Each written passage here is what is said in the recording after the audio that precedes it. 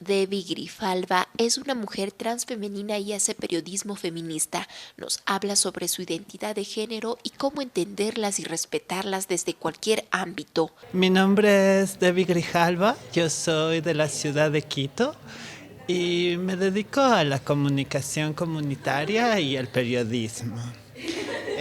Soy una persona transgénero, soy una mujer transfemenina, es como se conoce socialmente. Sin embargo, las identidades disidentes son como muy propias. Hay todo un espectro que se está eh, exponiendo ahora más allá del género, más allá de la expresión de género, pero hay que entender esto qué significa expresión de género, ¿no? Y es como tu forma de vestirte, tu forma de construirte también.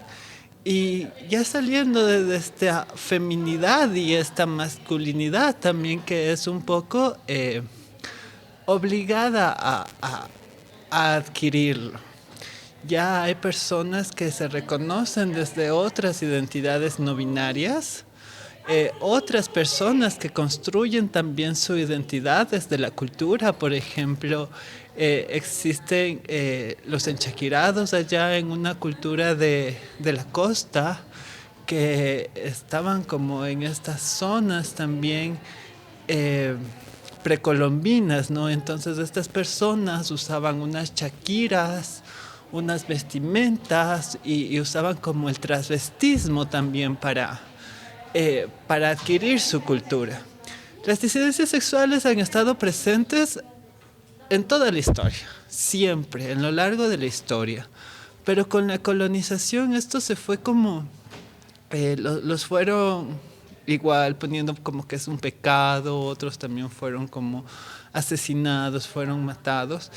Pero a lo largo de toda la historia ya se han descubierto vestigios que ahora están en museos de personas disidentes sexuales. Es como la forma en que eran enterrados, sobre todo las personas que eran como ya consideradas mujeres trans y que ya llevaban como roles específicos, ya tenían como utensilios de cocina, como artículos de belleza, también como una parte de sanación, porque se conectaba mucho con estas partes de los chamanes. También usaban como a estas personas y las reconocían como un tercer género.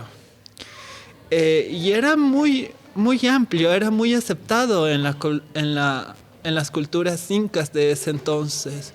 Pero cuando viene la colonización, esto le empieza a definir como que es pecado, igual la imposición de la religión, que es como es un crimen nefando, lo decían en esa época, que tenía que ser castigado. En la actualidad, la discriminación hacia las disidencias sexuales no ha disminuido, se mantiene. Entonces ahora vemos como esta mentalidad de la sociedad ha permeado mucho en discriminar a las poblaciones sexogenéricas. Y no solo discriminar, también promueven como un discurso de odio, también estos personas antiderechos, estos grupos antiderechos, también se encargan como de destruir la identidad de las disidencias y oponerse totalmente. Ahí vemos estas personas que se oponen a la niñez, que tratan de cuidar, que dicen es el diablo, los LGBTI, no me toquen a mis hijos. Y cuando realmente vemos que también existen disidencias sexuales en niños, adolescentes, porque está en todo el camino de la construcción de la vida. Yo creo que las disidencias sexuales se los debe de hablar desde el hogar, desde las mismas comunidades. A mí me pasa también personalmente que, por ejemplo, mi abuela no entiende que yo sea una persona transgénero. Pero si se lo habla dentro de los hogares, de las mismas comunidades, las mamás y las abuelas también van a abrir ese paso a las nuevas generaciones y poder existir. Cree que las luchas sociales son las que unen a las personas y existe un apoyo mutuo por un bien común. Algo que se vio muy bonito en el paro nacional, cuando vinieron todas las comunidades indígenas acá a Quito, a la Universidad Central, y que estábamos presentes las disidencias sexuales ahí sosteniendo el paro, en primera línea, en ollas comunitarias, en el centro de acopio, pero también estábamos en la parte social. Y era muy bonito que las juventudes, que eran como disidentes sexuales, lo expresaban adentro de su familia, estaba en su familia. Yo me acuerdo que igual tenían como estos, ya el cabello de otro color, ya bailaban con nosotros y creo que esa es la motivación. Tal vez siempre está como eso de decir es que estás solo, estás en el closet, pero cuando tú te encuentras en una sociedad con más personas en donde te puedes visibilizar, reconocer y representar y también participar, creo que también impulsa a que las comunidades y las familias lo abran en un espectro más amplio, lo entiendan y lo acepten y sus hijos, sus hijas y sus hijas sean reconocidos también con esa identidad disidente sexual. Ahora existen desde tempranas edades la posibilidad de decidir. La persona disidente sexual nace con la predisposición. Sin embargo, el niño, la niña, el niñe no tiene como los conocimientos y tampoco tiene como esas capacidades de raciocinio todavía, no sabe los significantes. Ahora, con ayuda del internet, la niñez trans ha podido un poco detectar su identidad, o sea, ya ven el referente de la niña trans en algún país, ya ven un reality show de una niña trans, ya ven un cuento de una niña trans, ya ven hasta artículos periodísticos que cuentan estas historias de la niñez trans. Yo realmente tuve la fortuna de que mi familia me crió muy libre. Entonces yo no me daba cuenta que en alguna parte estaba decidiendo. O sea, yo sí tuve como esa posibilidad de tener una muñeca, de transgredir también, o de decidir cómo era mi vestimenta, de decidir cuáles eran como los objetos que yo quería jugar. Porque simplemente la niñez hace como un proceso de experimentación para fijar como sus identidades y sus... Entonces yo creo que esa es la mejor forma en que los padres lo pueden impulsar más. Yo realmente ya me di cuenta cuando ya era grande, ya tenía como unos 20 años, ya estaba como en la universidad y estaba estudiando un libro de psicología, de psicología del desarrollo.